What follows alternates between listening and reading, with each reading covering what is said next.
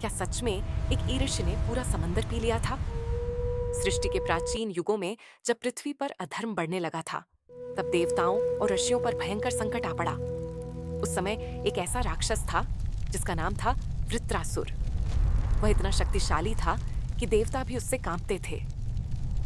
कई वर्षों तक चले भीषण युद्ध के बाद देवराज इंद्र ने अपने वज्र से वृत्रासुर का वध कर दिया।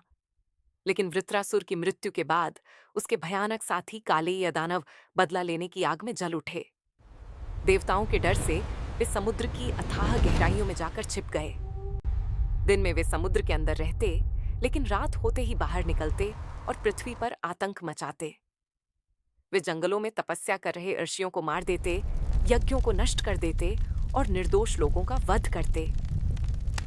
धीरे धीरे पूरी पृथ्वी भय से कांपने लगी।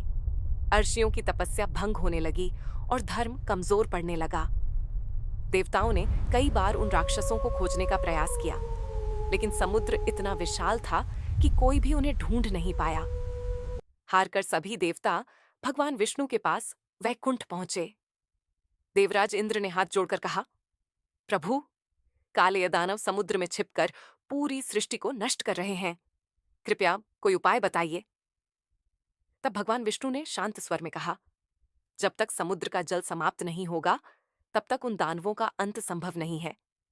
और यह कार्य केवल एक ही महापुरुष कर सकते हैं, महर्षि अगस्त्य।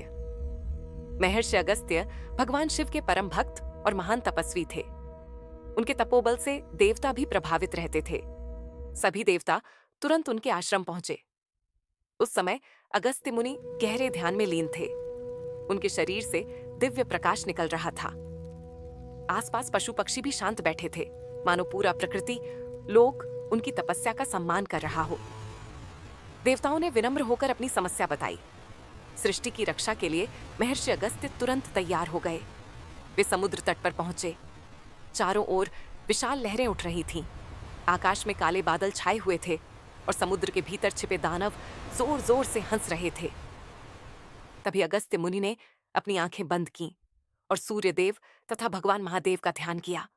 उनका शरीर तेज से चमकने लगा। फिर उन्होंने एक गहरी सांस ली और अचानक पूरा समुद्र कांप उठा। विशाल लहरें भंवर बनाकर अगस्त्य मुनि की ओर बढ़ने लगीं। कुछ ही क्षणों में करोड़ों लीटर जल उनकी सांस के साथ उनके भीतर समाने लगा। देवता आश्चर्य से यह दृश्य देखने लगे। धीरे धीरे पूरा समुद्र सूख गया। जहां पहले अथाह जल था, वहां अब सूखी धरती दिखाई देने लगी। समुद्र के भीतर छिपे काले दानव अब बाहर आ चुके थे। वे घबराकर भागने लगे, लेकिन अब बचने का कोई रास्ता नहीं था।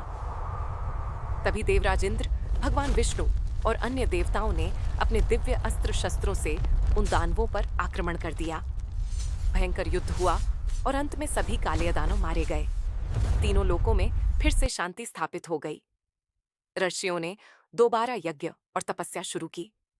देवताओं ने महर्षि अगस्त्य की जय जयकार की, लेकिन तभी इंद्र ने विनम्र होकर कहा, महर्षि, अब समुद्र को वापस जल से भर दीजिए।